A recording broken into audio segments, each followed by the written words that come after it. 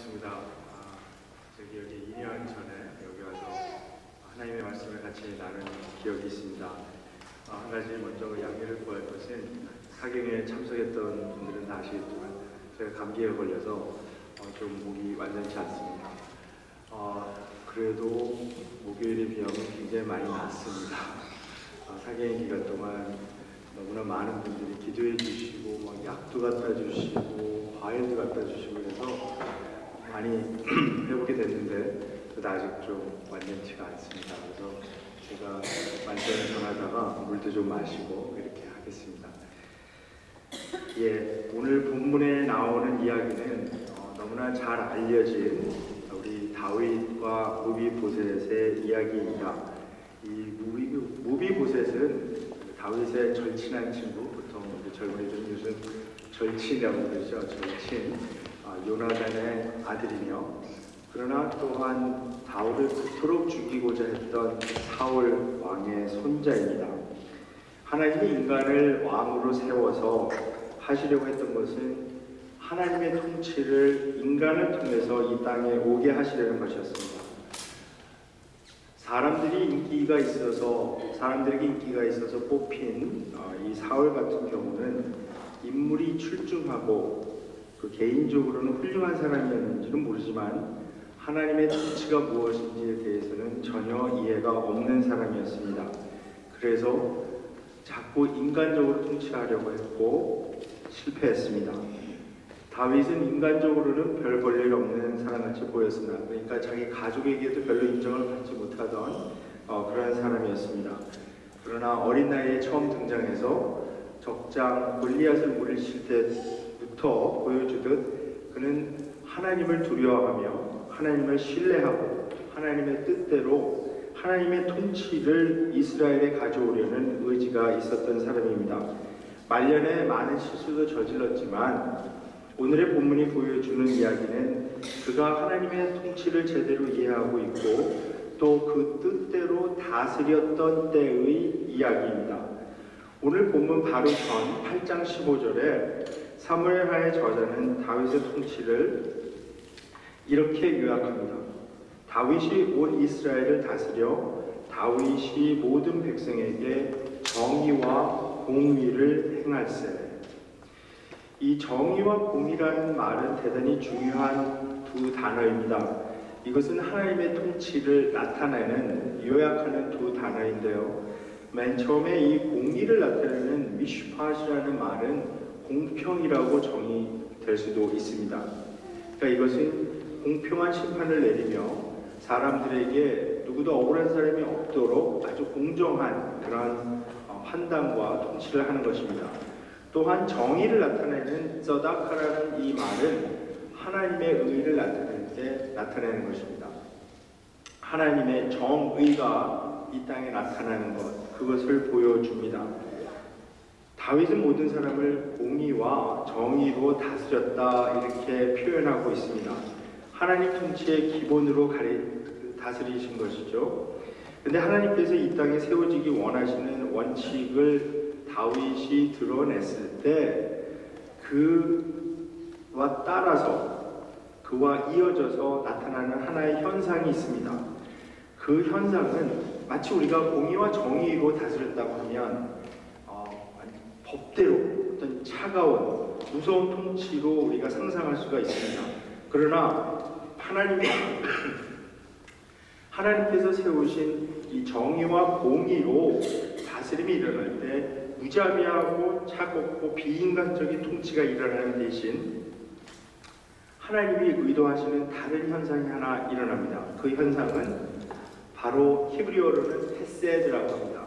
우리말 번역에는 오늘 본문에서는 은총이라고 번역된 단어입니다.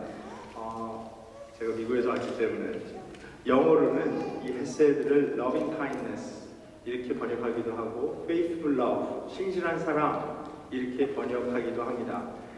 그것은 하나님의 끊임없이 추적하시는 사랑을 나타내는 그런 말입니다. 조건 없는 사랑. 그러니까 이스라엘이 언약을 어겼을 때에도 불구하고 하나님께서 계속해서 이스라엘을 용서해 주시고 사랑해 주시는 그 마음과 행동, 그 그것을 헤세드라고 표현합니다. 그래서 이 헤세드라는 말, 은총이라는 말은 언약과 관련되어 나타납니다. 하나님께서 이 공의와 정의로 사람들에게 그 다스림이 일어날 때 거기에는 어떤 무자비하고 뭐 법대로 합시다 이러니까 이제 차갑고 그러한 마치 공포의 정치같이 그렇게 되는 것을 상상할 수 있지만 그렇지 않고 하나님의 공의와 하나님의 정의가 나타날 때 하나님의 은총도 같이 나타난다고 하는 것입니다. 오늘 본문에 보면 이 은총이라는 단어가 1절과 3절과 7절 3번 반복됩니다. 이 은총이 계속 드러나는 이유는 다윗이 바로 정의와 공의로 심판하고 통치했기 때문입니다. 다윗이 무비보셋에게 헤세드를 베푼 이유는, 그러니까 은총을 베푼 이유는 그가 요나단과 언약을 맺었기 때문입니다. 1절과 7절에 요나단을 인하여 라는 표현이 2번 반복됩니다. 이 요나단을 인하여 라는 표현은 하나님께서 그 언약 때문에 하는 말하고 똑같은 구문이 사용되고 있습니다. 그것은 어떤 의미냐 하면 지금 다윗이 요나단을 인하여 무비보셋에게 은총을 베푸겠다고 하는 이야기는 요나단과의 어떤 인간적인 나의 좋은 친구였으니까 그냥 나에게 잘해줬으니까 내가 잘해주겠다 그런 의미가 아닙니다. 여기서 요나단을 인하여 라고 표현하는 것은 요나단과의 언약 때문에 내가 무비보셋에게 하나님의 은총을 베풀겠다 이렇게 표현하는 것입니다. 정치적으로 생각해 보면 무비보셋은 전왕 사울의 후손이고 요나단의 아들이므로 왕족입니다. 전 왕의 왕족들은 사실 정권이 바뀌면 우리가 이런 사극 같은 데서 잘 볼 수 있듯이 다 멸족을 당합니다. 왜냐하면 새로 정권을 잡은 왕에게는 아주 위험한 정적이 될 수가 있기 때문입니다. 반역을 꾀하는 사람들에게는 그 전 왕의 후손을 통해서 정권을 바꾸려는 노력을 꼭 할 수 있기 때문입니다. 그래서 사실 그 사울 아이에게 다른 7 아들이 있었는데 그 아이들도 죽음을 당했습니다. 그러므로 이제 마지막 남은 사울의 자손, 사울의 집안에 마지막 남아있는 이 무비보셋이라는 인물은 다윗에게는 위험한 정적이 될 그런 사람입니다. 그러나 다윗은 그에게 하나님의 은총을 베풉니다. 이 무비보셋에 대해서 좀 알아보았으면 좋겠습니다. 무비보셋은 사무엘하 4장 4절에 처음 등장하는데요. 거기에 이렇게 소개되고 있습니다. 사울의 아들 요나단에게 2달 저는 아들이 하나 있었다. 근데 사울과 요나단이 죽었다는 소식이 이 무비보셋이 있는 곳에 전해졌을 때 무비보셋은 아직 5살밖에 되지 않았는데 유모가 그를 업고 도망치다가 너무 급히 도망치면서 이 무비보셋을 떨어뜨립니다. 그래서 2 발을 다 절게 되었다. 이렇게 무비보셋이다 이렇게 소개하고 있습니다. 사실 사무엘 4장을 읽다 보면 약간 무비보셋이 뜬금없이 등장을 합니다. 왜 여기서 무비보셋이 등장을 하지? 이제 오늘 본문에서 그 이유가 밝혀집니다. 생각해보면 좀 불쌍한 사람이죠. 자기 왕족으로 태어났지만 자기 아버지와 자기 할아버지, 왕이었던 할아버지 다 죽고 갑자기 고아가 되어버린 사람입니다. 그리고 사울 집안의 후손이라는 이유 때문에 유모가 겁이 나서 아이를 데리고 도망가다가 떨어뜨려서 2 다리를 절게 되었으니까 그런 장애가 생겨버린 그런 사람입니다. 오늘 본문에도 이 무비보셋이 2 다리를 전다는 사실이 2번 반복되면서 그가 장애인이라는 사실을 부각시킵니다. 다윗이 보여준 하나님의 은총과 더불어 이 무비보셋의 이 형편은 하나님의 은총이 얼마나 큰지를 다시 보여줍니다. 자, 다윗이 사울의 집안에 살아남은 사람을 찾을 때 사울의 집안에서 종노릇하던 시바라는 사람이 무비보셋을 처음 언급할 때도 그가 2 다리를 전다는 것을 밝힙니다. 그러니까 이 시바가 아무래도 우리가 발음을 좀 잘해야 되는데요. 이게 좀 곤란한 발음입니다. 근데 이 시바가 이 모비보셋을 맨 처음에 언급할 때도 맨 처음에 밝히는 것이 두 다리를 접니다 이렇게 얘기합니다. 왜 그렇겠습니까? 이 사람이 밝히고자 하는 것은 아마 시바는 다윗이 왜 갑자기 사울의 손을 찾는지 불안했을 것입니다. 그래서 이 무비보셋이라는 요나단의 아들이 하나가 있는데 이 사람은 두 다리를 저는 장애인이라는 것을 밝힘으로써 다윗에게 아마 안심을 시켜주려고 했던 것 같습니다. 위협이 되지 않을 것입니다. 아마 이야기했을 것입니다. 그러나 다윗의 의도는 그것이 아니었습니다. 모비보셋의 상황을 보니까 이 사람은 변변히 살 짓도 없이 마길이라는 사람의 집에 얹혀 살고 있었습니다. 근데 다윗이 드디어 모비보셋을 데려와서 이 두 사람이 대면하는 장면이 아주 극적입니다. 6절을 보시면 저자는 모비보셋을 사울의 손자이며 요나단의 아들이라고 소개합니다. 근데 흥미로운 것은 이 모비보셋이라는 이름이 원래 그의 이름이 아니었다는 것입니다. 역대상 8장 34절과 9장 40절을 보게 되면 이 요나단의 아들의 이름은 무립바알이었다라고 소개하고 있습니다. 이 역대상 8장 34절과 9장 40절은 이 사울 집안의 족보를 이렇게 쭉 나열해놓은 것이니까 이 요나단의 아들은 하나밖에 없었습니다. 당연히 무립바알은 바로 지금 무비보셋이라고 불리는 이 사람입니다. 근데 어떤 사람의 이름에 이 바알이라고 하는 이스라엘 민족이 가장 가까이 가서는 안 되는 이 가나안의 농경신 이스라엘 민족을 그렇게 유혹했고 하나님께서 그렇게 가까이 가지 말라고 했던 이방신의 이름이 이 왕족의 후손 이 이름에 들어가 있다는 것은 별로 좋지 않은 것입니다. 그래서 이 사무엘 하나 역대상의 저자들은 이 이름에 대해서 다른 언급을 하고 있지는 않지만 이 사무엘 하나의 저자는 이 무립바알이라는 이름 대신 무비보셋이라는 이름을 사용합니다.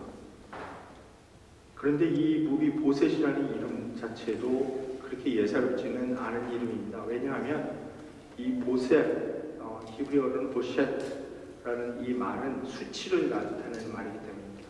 shame, 수치, 부끄러움. 그리고 원래 이 사람이 가지고 있었던 이름에는 이방신의 이름이 들어가 있었고 또 이제 무비보셋이라고 나오는데 이 보셋이라는 말이 수치를 동반하는 이름이니까 이 사람은 정말 하나님의 은총을 받을 만한 자격이 아무것도 없는 것을 알게 됩니다.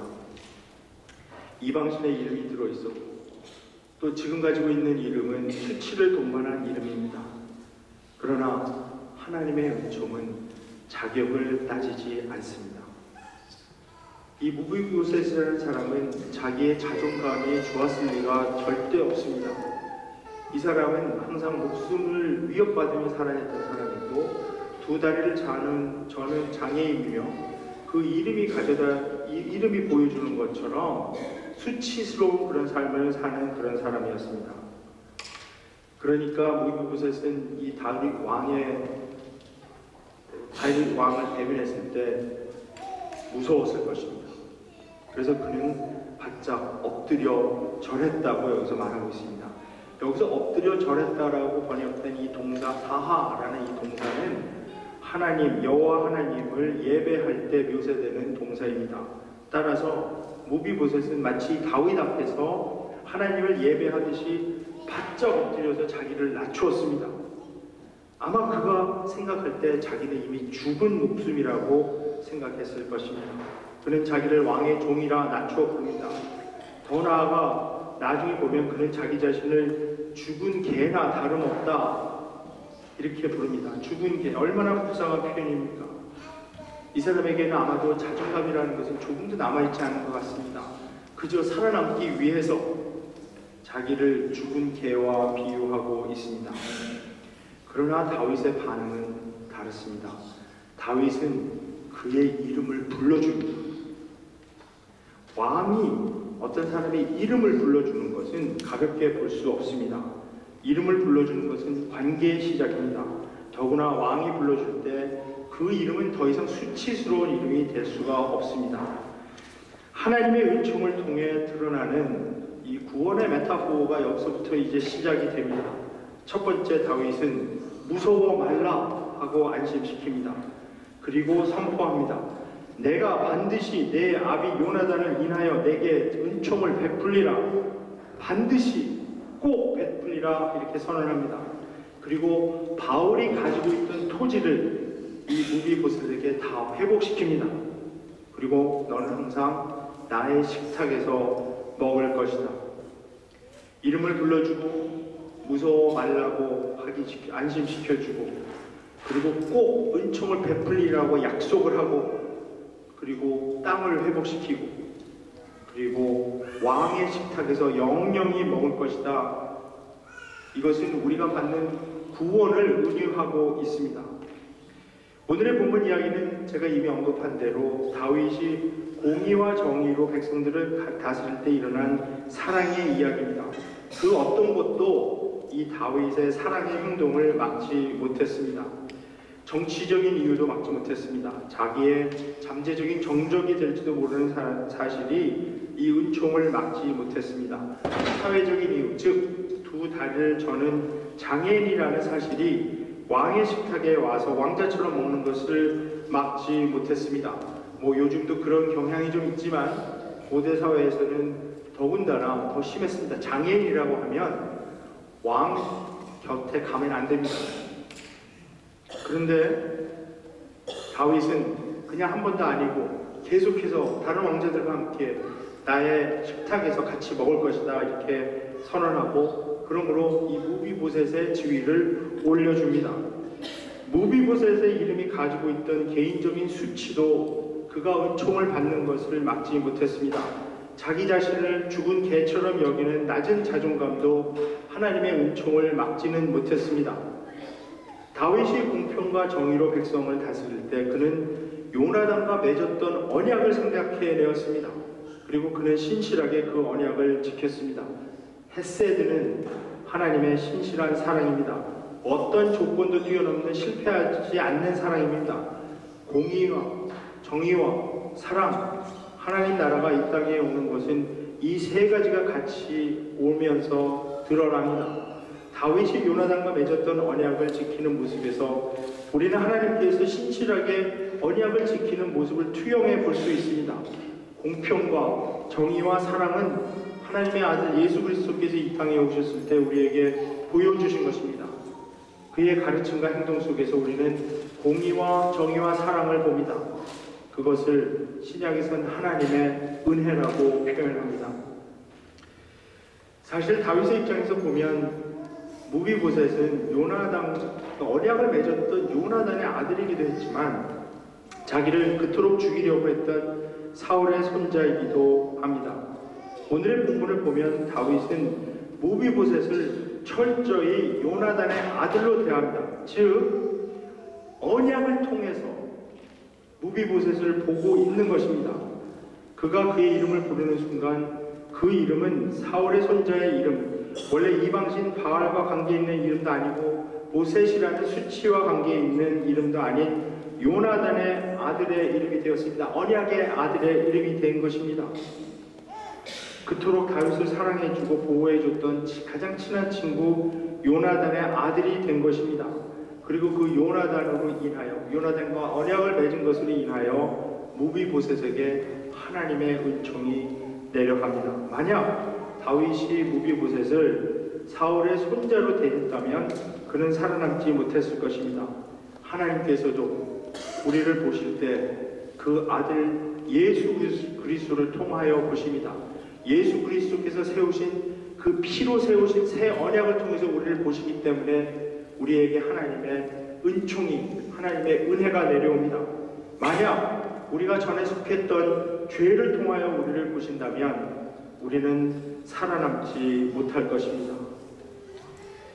우리가 하나님의 은총을 경험할 수 있는 이유는 바로 예수 그리스도의 언약의 관점을 통해서 하나님이 우리를 보셨기 때문입니다. 따라서 우리가 만약 우리 손으로 다른 사람에게 하나님의 은총을 베풀 수 있다면 그것은 우리가 언약의 관계로 다른 사람을 대할 때 가능한 것입니다. 우리가 어떤 관계를 생각해 보면 양면성이 있는 관계들이 있습니다. 그러니까 한면으로 생각해 보면 정말 대면하기도 싫은, 생각하기도 싫은 그런 관계가 있지만 또 똑같은 관계지만 다른 면으로 생각해 보면 정말 사랑이 생각나는 관계가 있습니다. 한번 예를 들어보겠습니다. 그 아내가 남편을 볼 때 이렇게 볼 수가 있습니다. 자기를 그렇게 평생 괴롭히는 시어머니의 아들로 볼 수가 있습니다. 그러면 그 남편을 볼 때 미움밖에는 생길 것이 없을 것입니다. 그러나 똑같은 남편인데 저 남편이 내가 사랑하는 아이들의 아빠로 보면 그 남편에게 일어나는 감정은 사랑입니다. 사실 우리가 이 관계를 잘 생각해 보면, 특별히 교회 공동체 안에서의 관계를 생각해 보면 이렇게 여러 관계가 양면성을 가지고 있습니다. 그 아내처럼 이 자기의 남편을 시어머니의 아들로 볼 것인지 아니면 아이들의 아빠로 볼 것인지는 그 아내의 선택입니다. 하나님의 은혜를 경험한 사람들은 쓴뿌리를 계속 내는 그런 관점으로 접근하지 않습니다. 따라서 우리가 다른 사람들을 대할 때 하나님의 언약을 통해서 예수 그리스도께서 성만찬 때 잔을 나누시면서 이 잔은 내 피로 세운 새 언약이라고 선포하시고 예수 그리스도의 그 피로 새 언약을 세우셨습니다. 그래서 하나님께서는 철저히 우리를 그 새 언약의 관점에서 보시기 때문에 하나님께서 우리에게 은총을 내려주시는 것입니다. 생각해보면 저희 관계 속에서 똑같은 사람이 천사로 보일 때도 있고 악마로 보일 때도 있습니다. 저하고 친한 한 목사님이 어떤 새 교회에 이제 부임을 하게 되었습니다. 그런데 그 목사님이 저에게 전화하면서 뭐라 그러냐 하면 이 새 교회에 부임을 해봤더니 이 교회에는 천사도 있고 악마도 있다 이렇게 얘기했습니다. 그게 무슨 말인지 잘 몰랐는데 나중에 이런 이야기를 했습니다. 목사님이 교회에 처음 부임했을 때 어떤 한 장로님이 갑자기 오더니 목사님에게 이렇게 얘기했답니다. 목사님이 이 교회를 떠날 때까지 나는 기도하는 것을 쉬지 않을 것입니다. 나중에 알고 보니까 이 장로님이 청빙위원회에서 이 목사님을 청빙하는 것을 끝끝내 반대했던 분이라는 것입니다. 그런데 다른 분이 다 찬성하니까 그냥 하는 수 없이 통과가 됐지만은 자기 개인적으로는 너무 목사님한테 나는 당신이 싫다. 이제 솔직한 분이죠. 그러니까 목사님이 부임한 첫날부터 그렇게 대하니까 이분을 대하기가 참 힘들었다는 것입니다. 그런데 같이 교회 생활을 해보니까 이 장로님이 그렇게 성실하고 희생적이고 열심히 있고 새벽기도 빠지지도 않고 그렇게 신앙생활하는 분이었다는 것입니다. 그래서 저 장로님이 악마인 줄 알았더니 이런 면이 있구나 그렇게 생각했다는 것입니다. 목사님이 하루는 새벽기도 하는데 하나님께서 말씀하시는 것 같은 음성을 들었습니다. 하나님께서 그 이 목사님에게 마치 이 마음에 그런 느낌을 강하게 주시는 겁니다. 그 장로님을 사랑하라. 목사님이 다시 되물었답니다. 내가 어떻게 그런 사람을 사랑할 수 있겠습니까? 나를 저렇게 싫어하고 내가 이 교회 그만두기를 원하는 사람인데. 그런데 목사님이 기도하다가 머릿속에 생각난 이미지는 바로 십자가였습니다. 그 장로님을 십자가의 관점에서 보면 사랑할 수 있지 않을까. 예수님께서 사랑하셔서 그 목숨을 버릴 정도로 가치가 있는 사람인데 그렇게 생각하고 장로님 보니까 그렇게 훌륭해 보이더라는 것입니다. 제가 지금 말씀드릴 수 있는 것은 그 목사님과 장로님 그 교회에서 정말 서로 가장 사랑하는 사이고 협력하며 같이 동역하는 그런 사이입니다. 사랑하는 성도 여러분, 이 다윗과 무비보셋의 이야기에서 우리는 하나님의 은총의 이야기를 보는데 이 하나님의 은총의 이야기가 그냥 그 먼 옛날 일어났던 일이 아니라 하나님 나라가 이 땅에 세워지기 원하는, 하나님께서 우리에게도 원하는 이야기입니다. 무비보셋이 다윗에게는 사울의 손재이기도 했지만 요나단의 아들이었습니다. 다윗은 요나단을 통해서 무비보셋을 보기 원했고 결단했고, 그래서 하나님의 은총을 그에게 베풀었습니다. 마찬가지로 우리가 하나님으로부터 은총을 입었던 것은 하나님께서 그리스도를 통해서 우리를 보셨기 때문에, 그리스도께서 세우신 그 언약을 통해서 우리를 보셨기 때문에 우리가 하나님의 은혜를 경험할 수 있고, 하나님의 은총, 그 헷세드가 넘쳐나고 하나님의 은혜가 넘쳐났습니다. 오늘 우리가 우리 자신에게 던져야 하는 질문은 이것입니다. 우리가 오늘 하나님의 은총을 베풀어야 하는 나의 무비보셋은 누구인가? 기도하겠습니다. 하나님 아버지 감사합니다. 저희도 오늘 다윗과 무비보셋의 이야기를 통해 하나님의 은총에 대해 잠시 묵상해 보았습니다. 하나님, 오늘 우리가 우리 손으로 하나님의 은총을 베풀어야 하는 나의 무비보셋은 누구인지 묻게 하시고,